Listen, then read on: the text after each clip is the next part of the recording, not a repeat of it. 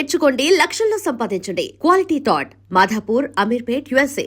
కానీ ఒకటి ఏంటంటే మొన్న ఏదైతే ఒక స్టేజ్ మీద మీరు ఎమోషనల్ అయితే అయ్యారో, అంటే అప్పటి వరకు కొంతమందికే తెలుసు లైక్ మిమ్మల్ని ఇలా అంటారని అలా బట్ ఆ ఎమోషనల్ అయ్యి మీకు మీరే ఇలా చెప్పడం లేదండి, అందరికీ that is a- తెలియడం. లేదు అందరూ అదే అన్నారు కదా. మీరు చాలా ప్లాట్ఫామ్స్ లో ప్రతి చోటు ఈవిడ్ని అందరూ ట్రోల్ చేశారు, ఈ రోజు ఈవిడ ఇది చేశారు అనేది ప్రతి మీడియాలో వచ్చింది. అది నేను చెప్పిన విషయం కాదు. అవునవును. అది కాకపోతే నేను కూడా ఎఫెక్ట్ అయ్యాను. అది నాకు కూడా ఒక నిమిషం ఆలోచించాల్సిన, అంటే చేసిన మంచి పని కూడా ఒక నిమిషం సందేహపడేలా చేశారు వీళ్ళు.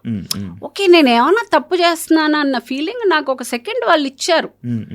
ఆ తర్వాత then I got out of it. అని లేదా నేను కరెక్టే కదా చేస్తున్నాను, నేను ఏం చేయట్లేదు. ఇప్పుడు జిమ్కి నేను నా పోస్చర్ ఈజ్ వెరీ ఇంపార్టెంట్. ఇప్పుడు జిమ్కి వెళ్ళేసి నేను లూజ్గా ఒక టీ షర్ట్ ఒక లూజ్గా ప్యాంట్ వేసుకుని నా పోస్చర్ నాకు ఎలా తెలుస్తుంది? ఎండ్ ఆఫ్ ద డే నువ్వు మామూలుగా పవర్ లిఫ్టింగ్ కాకపోయినా మామూలుగా వెళ్ళి ఊరికే ఇది చేయాలన్నా కానీ you have to understand the posture. Posture is very important. So you have to wear certain clothes to the gym అనేది యూ హ్యావ్ టు. అంటే నువ్వు ఒకసారి జిమ్కి వెళ్తే నీకు ఆ విషయం తెలుస్తుంది. తెలియని వాడికి నేనేం చెప్పను, కానీ వాడు రాసి ఉంటాడు, అది నాకు ఎఫెక్ట్ అయ్యి ఉంటుంది. అది ఏంటి, కానీ మనం మాట్లాడే సందర్భం అది కాదు. నేనేదో ఒకటి సరే వేసుకోవడానికి ఓకే, ఈ వయసులో ఇది అవసరమా, ఇంటి పని చేసి నువ్వెవడెవరా నేను ఇంటి పని చేసుకోమని చెప్పడానికి? నాకు ఇంటి పని చేయడానికి నేను డబ్బులు ఇచ్చిన మనిషిని పెట్టుకుంటా, నాకు అది ఇంట్రెస్ట్ లేదు, నాకు అవసరం లేదు. నువ్వు ఇంటి పని చేసుకో అని అంటే నీ ఇంట్లో వాళ్ళతో చేయించుకో నీ ఇంటి పని. మీ అమ్మని చేయమను, మీ అక్కని చేసుకోమను. నువ్వు నీ ఇంట్లో వాళ్ళని కమాండ్ చేయి. నువ్వు నాకెందుకు చెప్తున్నావు? నేను I can afford having a made.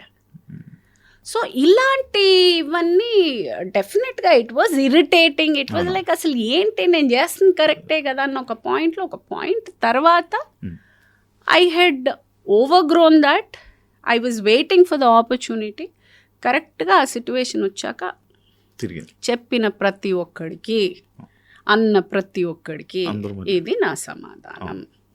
అందరు తిట్టిన నోరులే మిమ్మల్ని ప్రౌడ్ ఆఫ్ యూ అని చెప్పి ప్రతి ఒక్కరు అంటే కష్టపడ్డానండి. నేనేమి ఇది ఈజీగా కూర్చుని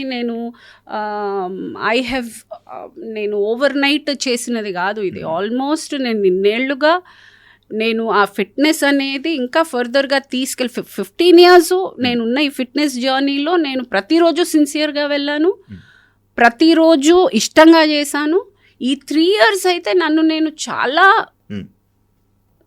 నేను చాలా ప్రెషర్ చేసుకుని నేను చేశాను. అంటే అది నేను వద్దు అనుకుని వదిలేసి ఉండొచ్చు, కానీ I still wanted to do. ఇది వచ్చి నేను అప్పుడైతే స్టార్ట్ చేసినప్పుడైతే కాంపిటీషన్స్ కోసం కాదు కదా స్టార్ట్ చేసి. తర్వాత ఐ అండర్స్టూడ్ ఓకే ఫైన్ ఏముంటే నాకు జనరల్ ఫిట్నెస్ వచ్చి ఐ వాజ్ నాట్ హ్యాపీ. ఇంకా ఏదో చేయాలని నాకు ఆత్రం ఉండింది. దట్ వాజ్ నాట్ ఇనఫ్ నాకు ఆ టైంలో. ఇంకా ఏదో చేయాలన్నప్పుడు ఈ power lifting came across my నా ఫ్రెండ్ నాకు రెఫర్ చేయడం, తను చేస్తూ నేను తనతోటి స్టార్ట్ చేసి ఇంకా అలా ఇట్ స్టార్టెడ్. తర్వాత ఇంకా సరే కాంపిటీషన్, బికాజ్ నేర్పించే అబ్బాయి వాజ్ ప్రాపర్ పవర్ లిఫ్టర్, అంటే ప్రొఫెషనల్ పవర్ లిఫ్టర్. మీరు ట్రై చేయండి అన్నప్పుడు ట్రై చేసిన తర్వాత దెన్ ఐ గాట్ అరే ఇదేదో బాగుంది, and that's how I entered. And మీకు ఎప్పుడైనా ఒక నెగిటివ్గా కామెంట్ కానీ నెగిటివ్గా ఏదైనా చేసేటప్పుడు ఎవరైనా కావాలని చేస్తున్నట్టు, అంటే ఆర్టిస్ట్ మీద టార్గెట్ మీద అలా చేస్తున్నట్టు? అంత పని ఎవరికి ఉంటుందండి అసలు? అంత టైం ఎవడుకుంది, అంత తీరిక ఎవడుకుంది? పని లేని వాళ్ళందరూ కూర్చొని చేసే పని అది. వాడి అదే ఆ రోజు మారుతి గారు చెప్పినట్టు వాడి పాజిటివిటీ అంతా చంపుకుని లేని నెగిటివిటీని కూడా తెచ్చుకుని కూర్చుని ఆ టైం తీసుకుని రాసి ఎంత పని లేనితనం అది వాడు రాస్తున్నాడు అనేది. అసలు వాడి గురించి మనం ఎంత డిస్కషన్ చేస్తున్నాం చూడండి, అక్కడ ఉన్నాడు వాడు. కానీ ఉంటుంది కొంచెం ఎంతో కొంత చిన్న ఎఫెక్ట్ అయితే ఉంటుంది. అబ్బా ఎందుకు ఇలా అన్నారు, అబ్బా ఎందుకు ఇలా చేశారు, అది ఎంత ఓవర్గా అయిపోయింది అని అంటే పట్టించుకోవడం కూడా మానేశారు. అది ఇంకా వాళ్ళకే అర్థం కావాలి. అంటే పట్టించుకునే రోజులు ఒక టైంలో ఉండింది, ఇప్పుడు అది పట్టించుకోవడం కూడా అంటే ఇంక అంత ఓవర్గా ఉంటే ఇంకెవరు పట్టించుకుంటారు. ఒక పాయింట్ తర్వాత ఏదైనా అమృతం కూడా విషం అయినట్టు ఓ పాయింట్ తర్వాత ఇరిటేట్ అయిపోయారు జనాలు. పోరా రాసుకుంటే రాసుకుని నేను చేసేది నేను చేస్తాను. మేడం నార్మల్గా ఒక ఆర్టిస్ట్కి ఒక పిఆర్ ఉంటారంట, అంటే లైక్ వాళ్ళు ఏం చేసినా సపోర్ట్ చేస్తూ వీడియోస్ ఇలా ఆర్టిస్టులకి వీడియోస్ ఉంటే వాళ్ళ ప్రొఫైల్ని పుష్ చేస్తూ ఉంటారు. అలాంటిది మీకుందా? నాకుంటే నేను అది ఇంకా ఇంత సైలెంట్గా ఎందుకు ఉంటుంది? అంటే అలాంటిది ఏమి అది లేకే కదా. ఏమో నాకు తెలియదండి. నేనైతే నేను అంత అఫోర్డ్ చేయలేను. ఫస్ట్ ఆఫ్ ఆల్ నేను పిఆర్ని పుష్ చేసి పిఆర్ టీం అంతా పెట్టుకునేంత అఫోర్డబిలిటీ నాకు లేదు. So I don't know about others.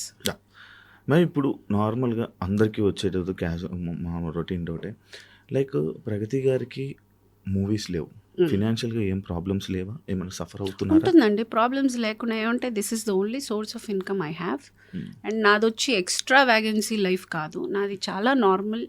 ఇప్పుడు యునో ఐఎమ్ నాట్ సెటిల్. నేను వచ్చి పీక్ ఉన్న టైంలో నాకున్న రెస్పాన్సిబిలిటీకి నేను ఎక్కువ ఇన్వెస్ట్మెంట్స్ చేయలేకపోయాను. I don't have a backup where I can SIT ఒక సంవత్సరం 2 సంవత్సరాలు కూర్చుని పర్లేదు పని వచ్చినప్పుడు చూసుకుందాం అన్నంత కంఫర్ట్ జోన్లో అయితే నేను లేను. డెఫినెట్గా నాకుండే క్రంచ్ నాకుంది, నేను చేయాల్సిన అప్పులు నేను చేసుకునే రొటేట్ చేసుకోవాలి. అందరిలాగే బంగారము లేకపోతే ఒక ఇల్లు ఒక ఏదో ఒకటి అటు ఇటు రొటేట్ చేసుకునే నేను రన్ చేయాల్సి వస్తుంది. అయినా కూడా I stood by my grounds thinking I will do work only when I like the film. అది నేను క్లారిటీగా ఉన్నాను. అంటే ముందు నేను తీసుకున్న డెసిషన్ నాకు క్లారిటీగా ఉంటే తర్వాత వచ్చే కాన్సిక్వెన్సెస్ని కూడా ఫేస్ చేసే ఒక ఇది ఉంటుంది. అఫ్ కోర్స్ నేను ఇప్పుడు అంత స్ట్రాంగ్ డెసిషన్ తీసుకున్నప్పుడు దాని కాన్సిక్వెన్సెస్ ఉంటాయి, నేను ఫేస్ చేశాను. అండ్ ఇప్పుడు నాకు మళ్ళీ షూటింగ్కి వెళ్తేనే డబ్బులు, ఆ డబ్బులు వస్తేనే నేను దాన్ని స్ప్లిట్ చేయగలను. కాబట్టి నాకు ఇప్పుడు వర్క్ స్టార్ట్ అయింది, నేను ఐఎమ్ ఏబుల్ టు మేనేజ్. లేనప్పుడు ఈ లాస్ట్ 1.5 2 years ఐ మేనేజ్డ్ రొటేషనే. అప్పులు అందరిలాగే మా ఇంట్లో కూడా. ఇందులో నాకు పైనుంచి ఊడిపడేది ఏం లేదు. నాకు డౌట్, పవర్ లిఫ్టింగ్లో మీకు ఏమైనా మనీ ఏముండదండి, అస్సలు ఎదురు కట్నం ఇచ్చుకోవాలి, మనమే ఖర్చు పెట్టుకోవాలి, మనమే చెయ్యాలి. There is nothing. యా మనకి ఇందులో ఒక మన ప్యాషన్ని మనం ఫుల్ఫిల్ చేసుకుంటున్నాం అన్నదే తప్ప మనకేమి మానిటరీగా they won't be any. And ఒక వాన పాట వల్ల అంటే ఒక వర్షం సాంగ్ వల్ల ప్రగతి గారిని నటన నుంచి దూరం చేసింది. వాన సాంగ్ వల్ల నేను సినిమాలు మానేశాను. I took a decision that వాళ్ళు నేను హీరోయిన్గా చేసినప్పుడు that was the last movie నేను హీరోయిన్గా చేసింది.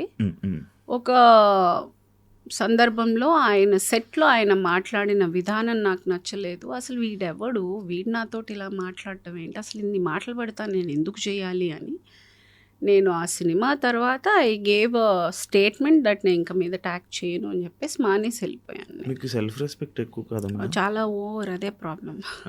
ఎవరైనా ఏదైనా అంటే తీసుకోరు కదా, నేను తప్పు చేయలేదు, నేను ఎందుకు తీసుకోను, నేను తప్పు చేయను అంటే నేను చాలా ఆచితూచి మాట్లాడతాను. నేను ఎవరి జోలికి వెళ్ళను, నేను అబద్ధాలు మాట్లాడను, నిజాయితీగా ఉంటాను. నేను చేసే పని 100% నా 100% ఇచ్చి చేస్తాను. చాలా డిసిప్లిన్డ్గా ఉంటాను. టైమింగ్ కానీ ప్రొఫెషనల్గా కానీ ఐఎమ్ వెరీ వెరీ డెడికేటెడ్.